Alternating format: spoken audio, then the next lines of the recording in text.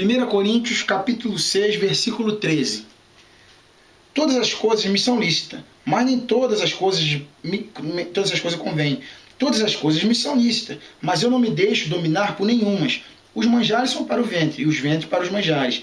Deus, porém, aniquilará tanto um como o outro. Mas o corpo, nosso corpo, não é para prostituição, senão para o Senhor, e o Senhor para o corpo. Ora, Deus, que também ressuscitou o Senhor, nos ressuscitará a nós pelo seu poder. Não sabeis vós que o vosso corpo é membro de Cristo? Vocês não sabeis vós que o nosso corpo é membro do Criador? Do corpo do Criador? Tomarei, pois, o membro do Criador e faloei membros de uma meretriz, de uma prostituta? Não, por certo. Ou não sabeis que o que se ajunta com a meretriz, o que se ajunta com a meretriz, eles se ajuntam para ter relação, passam a ter relação durante um tempo, mas não estão com os planos de futuramente formar família. Esse não é o plano inicial, é só o prazer momentâneo. Olha o que ele diz.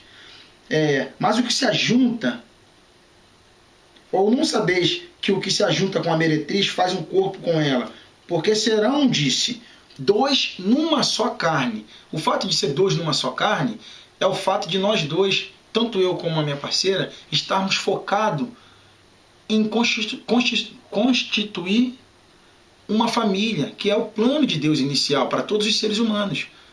Se eu, juntamente com a minha parceira, nós decidimos que nós, perante o Mestre, queremos ficar junto, no nosso coração limpo e sadio, o Mestre, o nosso Salvador e o Criador conseguem olhar e enxergar o nosso coração.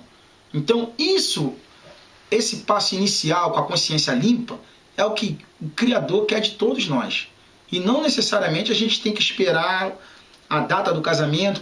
Esse ritual, para a gente, não é válido. O que é válido é a nossa consciência limpa com o Criador, em cima das suas leis e dos seus mandamentos. Na Escritura, a gente não encontra o ritual que é feito na Terra no momento. Continuando.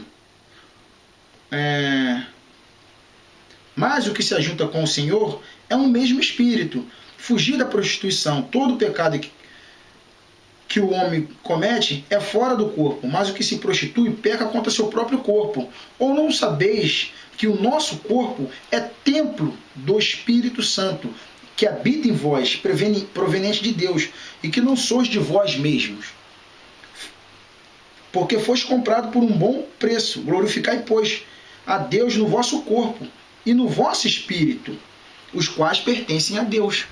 Então, se a gente usa o nosso corpo para prostituição, a gente desonra a Deus. E se a gente usa o nosso corpo para santificação, a gente glorifica a Deus nessa parte, através do Mestre. Está entendendo? Largará o homem, seu pai e sua mãe, e unir-se-á a tua mulher, e serão dois numa só carne. Ou seja, eu vou decidir que eu não é com meus pais que eu quero ficar, como solteiro, então eu vou me unir à minha mulher, ela com o mesmo pensamento que eu. Perante o Mestre, nós dois decidimos que nós queremos ficar juntos. Então está tudo certo. A gente já começa a fazer nossos planos para ter a nossa casa, para formar nossa família, criar nossos filhos. Essa é a mentalidade que nós deveríamos ter. Que no princípio da criação foi o que Deus propôs para nós. Entendeu?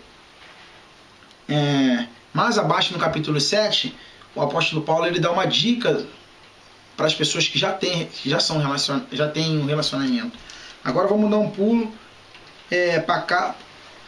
A última carta que a gente vai ler, que é a carta de Paulo aos Efésios. Capítulo 5, versículo 22. Que diz assim. Eu vou ler do 22 até o 33 para a gente finalizar e ficar bem esclarecido para qualquer um. Se algum dos irmãos em casa tem alguma dúvida ou tem alguma coisa que possa nos passar, que é para que todos nós chegamos ao conhecimento pleno da verdade, por favor, escrevam aqui embaixo e vamos todos, como o Mestre nos disse, examinando as Escrituras, para que todos nós não caímos no engano e não ficamos com dúvida. Capítulo 5, versículo 22 de Efésios.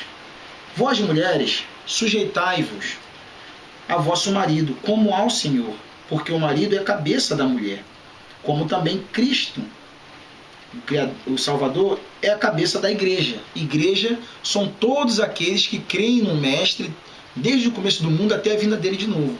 Todas essas pessoas, o nome desse grupo de pessoas é a igreja, e não um lugar de cimento, ar-condicionado e cadeira, entendeu?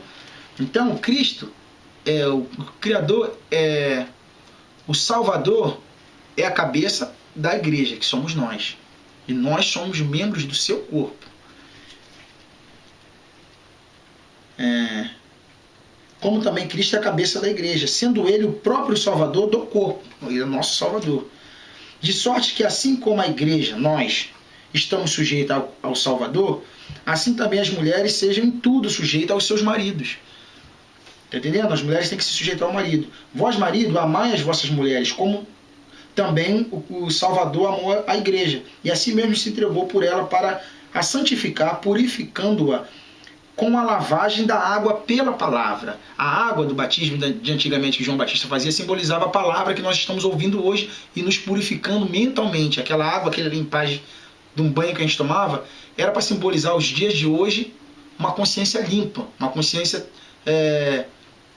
criada no Evangelho, nascer do Espírito. Para apresentar a si mesmo igreja gloriosa, sem mácula nem ruga, nem coisa semelhante, mas santa e irrepreensível. Mas devem os maridos amar sua própria mulher como a seu próprio corpo. Quem ama a sua mulher, ama-se a si mesmo, porque nunca ninguém aborreceu o seu corpo, a sua própria carne. Antes a alimenta, sustenta, como também o Senhor a igreja, como o Senhor também faz com a gente. Por isso, deixará o homem seu pai e sua mãe e unirá a sua mulher. E serão dois numa só carne.